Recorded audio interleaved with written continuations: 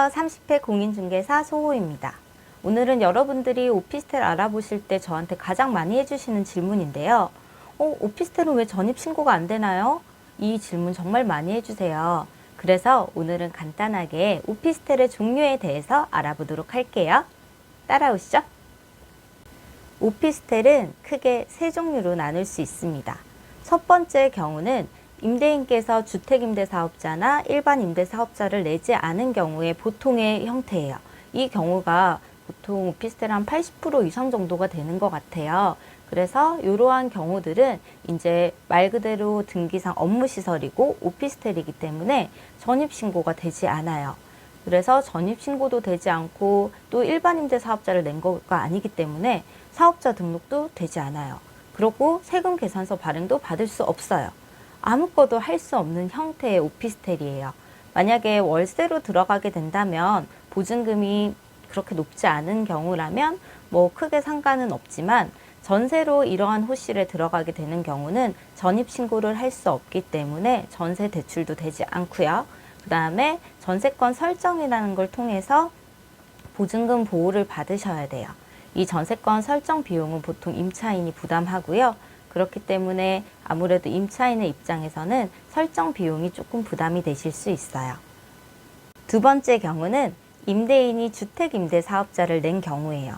이 경우는 말 그대로 주택이기 때문에 전입신고도 가능하시고 만약에 임대인께서 전세대출만 동의해 주신다면 전세대출도 가능하세요. 그래서 우리가 일반적으로 빌라나 아파트처럼 똑같은 주택으로 여겨져요. 하지만 정말 안타깝게도 주택임대사업자를 낸 임대인이 많지 않아요. 그렇다 보니까 우리가 마음 편히 전입신고를 하고 전세대출을 받을 수 있는 오피스텔은 그 수가 적을 수밖에 없어요. 그리고 세 번째 경우는 이제 임대인께서 일반 임대사업자를 낸 경우예요. 일반 임대사업자를 낸 방 같은 경우는 말 그대로 사무실이라고 보시면 돼요. 그래서 사업자 등록도 가능하고 세금 계산서 발행도 받으실 수 있어요.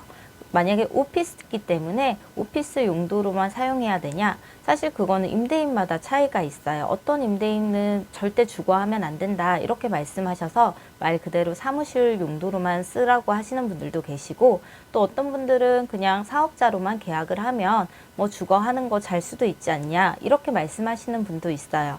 그래서 업무용 같은 경우는 임대인마다 조금 차이는 나지만 이제 업무용이다 보니까 아무래도 부가세가 별도이고 대신에 세금 계산서나 현금 영수증 발행을 받으실 수 있다는 장점이 있습니다. 이 세 가지 경우의 오피스텔이 대부분이에요. 이렇게 세 가지로 나누다 보면은 각자의 장단점이 있기 마련인데요. 일단 제가 말씀드린 아무런 사업자가 나지 않은 첫 번째 방 경우 임차인의 입장에서는 사실 좋을 게 별로 없어요. 전입신고도 안 되고 세금 계산서 발행도 안 되고 전세권 설정이라는 것도 내가 비용 들여야 되고 이런 불합리한 구조지만 안타깝게도 이러한 호실들이 제일 많고요. 그 다음에 우리가 가장 선호하게 되는 주택으로 포함된 두 번째 경우가 정말 드물다는 게 너무 안타깝죠. 그리고 세 번째 경우 같은 경우는 요즘에 많이 늘어나는 추세예요. 이제 아무래도 임대인들은 늘 세금에 대한 걱정이 있어요. 그렇다 보니까 이제 일반 임대 사업자를 내면 확실히 주택에 포함되지 않는다라는 확신을 가지고 계시기 때문에 앞으로도 일반 임대 사업자 방이 점점 더 늘어날 거예요. 하지만 주택 임대 사업자를 낸 방이 적다고 해서 우리가 전입신고를 대부분 못하는 건 아니에요.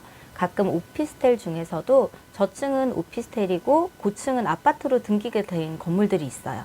주상복합이라고 하는데요. 이러한 주상복합의 경우는 고층의 아파트는 말 그대로 주택이기 때문에 전입도 가능하고 대출도 가능해요. 그가 지금 일하는 선능력 주변에는 이러한 매물들이 그래도 꽤 있는 편인데 그마저도 한정적이다 보니까 쉽진 않아요. 그래서 항상 방을 알아보실 때 오피스텔에 문의하실 때 전입신고가 되는 방인가요? 라는 질문은 꼭 먼저 하시고 알아보셔야 합니다. 자, 오늘 오피스텔의 종류에 대해서 알아보았는데요. 조금 이해에 도움이 되셨나요? 앞으로도 궁금하신 점이 있다면 언제든 댓글 남겨주세요. 제가 열심히 답변 달아드릴게요. 오늘의 영상이 도움이 되셨다면 구독과 좋아요 부탁드려요. 다음에 만나요. 안녕.